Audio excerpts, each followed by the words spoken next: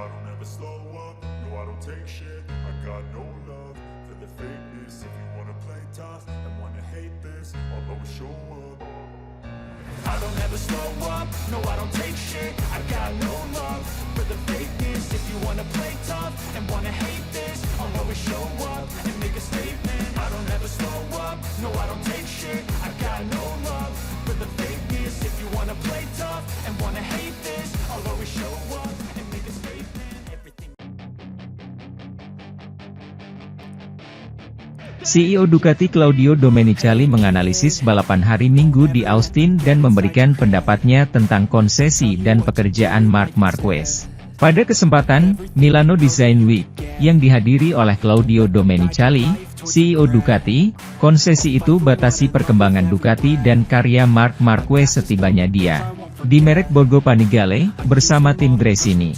Kata-kata pertama Domenicali menganalisis secara singkat balapan hari Minggu di Austin. Balapannya sangat bagus. Meski kami tidak melakukan balapan terbaik yang bisa kami lakukan. Kejuaraan ini masih panjang dan ada 3 pembalap Ducati yang menempati 5 posisi teratas.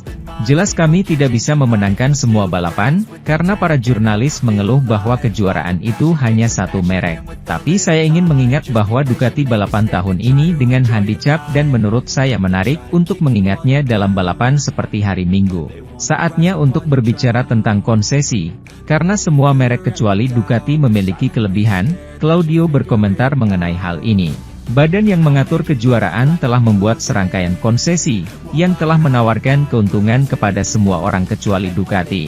Memungkinkan rival kami untuk membuat wildcard di mana mereka dapat mengembangkan sepedanya. Selain itu, jumlah ban yang dibatasi oleh Ducati, sementara pabrikan lain yang tidak mengelola proses pengembangannya dengan baik diberikan konsesi yang besar. Katakanlah kita berlari dengan membawa tas punggung di pundak, yang tentu saja tidak membuat kita berlari lebih cepat dari sebelumnya. Kami telah menerimanya, menyadari batasan yang diterapkan. Marquez lebih nyaman di Ducati dibandingkan di Honda, menurut Domenicali. Terakhir, dia berbicara tentang Marc Marquez dan pekerjaannya bersama Ducati, menyoroti apa yang terjadi di Austin, menyoroti kerja bagus Marquez. Meskipun dia mengakhiri balapan karena terjatuh, Marc menunjukkan bahwa dia masih dibentuk atas dan membuat kesalahan. Sementara itu, Maverick Vinales hari Minggu ini menjadi pebalap pertama di era MotoGP yang menang dengan 3 merek berbeda. Memastikan bahwa adalah mimpi untuk menjadi bagian dari sejarah Aprilia. Sejak tahun 2003, ketika Loris Capirossi meraih kemenangan bersama Ducati dan berhasil menjadi pebalap keempat dalam sejarah yang meraih kemenangan dengan 3 merek berbeda. Tidak ada seorang pun di seluruh era MotoGP yang dimulai pada tahun 2002 yang berhasil meniru merek tersebut, begitu pula Maverick Vinales. Minggu, setelah kemenangannya di GP Amerika dengan Stang Aprilia, menjadi pebalap kelima yang meraih kemenangan bersama 3 pabrikan. Sebelumnya ia melakukannya bersama Suzuki dan Yamaha, dan yang pertama melakukannya di periode MotoGP. Ini mimpi, seru Maverick saat diingatkan bahwa dirinya berhasil memasuki sejarah dengan meraih kemenangan tersebut. Sejujurnya, Anda tidak pernah melihat hal seperti ini, tapi ketika Anda melihatnya, itu membuat Anda merasa sangat istimewa karena tidak banyak pembalap yang bisa meraih nilai seperti ini, ujarnya tentang rekor barunya. Namun jika Vinales bergembira atas sesuatu hari Minggu ini di Austin, itu karena berhasil menang bersama Aprilia, di mana ia tiba pada Agustus 2021 setelah meninggalkan Yamaha dalam posisi buruk, yang memecatnya setelah sang pebalap sebelumnya mengundurkan diri dari tahun terakhirnya. Kontrak balapan karena perselisihan teknis yang parah, masalah yang, seperti yang telah ditunjukkan dari waktu ke waktu, begitu nyata sehingga saat ini keluarga Iwata telah menjadi pemain yang tidak penting di MotoGP. Itulah sebabnya Vinales, ketika ia berhasil mendapatkan kembali ketenangannya setelah balapan, dan setelah pingsan di depan kamera TV sambil menangis atas segala penderitaan yang dialaminya. Marc Marquez berbicara dengan Dazn setelah balapan di Austin, sesuatu yang pahit manis dalam kasus hari Minggu. Pembalap Cervera mengalami hari yang sulit di Austin, karena ia tidak menyelesaikan balapan panjang pada hari Minggu. Dia telah menang di sana selama bertahun-tahun berturut-turut, namun kini kondisinya telah berubah. Seperti yang dia ceritakan kepada kami, dia menempati posisi pertama, dan kemudian mengalami kejatuhan yang membuatnya menjauh dari pertarungan di grup terdepan. Marc Marquez masih mengatakan bahwa dia bisa yakin karena perlombaan yang rumit. Ya, tapi terkadang hal itu terjadi.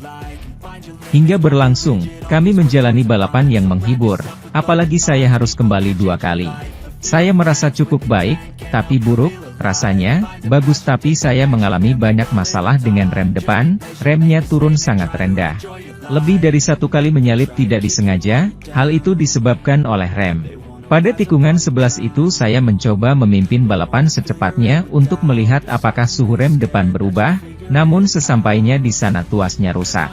Kecepatan bertambah dan saya tidak mau, saya menutup dan ketika mencoba berhenti dengan sepeda miring saya terjatuh.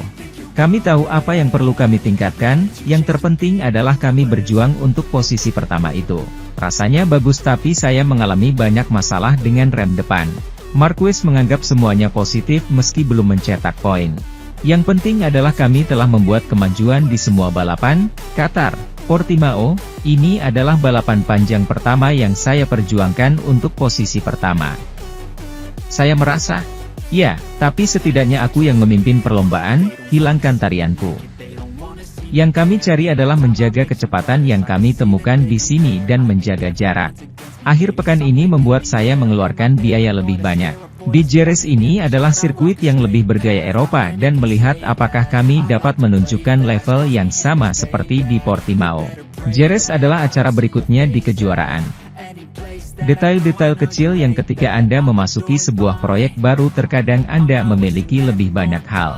Sementara itu, Enea Bastianini meraih podium kedua berturut-turut di Austin, menjadi pebalap terbaik Ducati dan mengkonsolidasikan posisi kedua secara keseluruhan.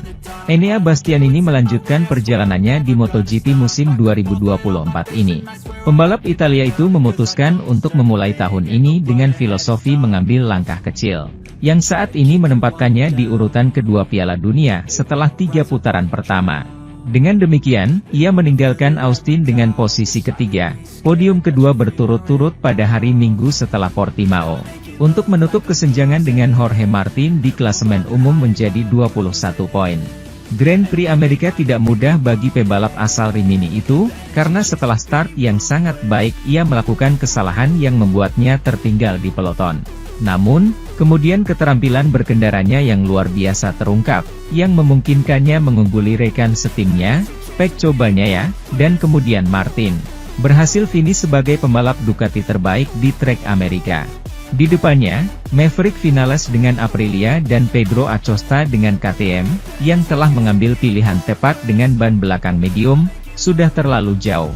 Bagaimanapun, keseimbangan hari Minggu tampaknya cukup positif bagi bis. Saya mencoba untuk mendapatkan bagian pertama balapan yang bagus, tapi keinginan untuk segera memimpin telah membahayakan segalanya.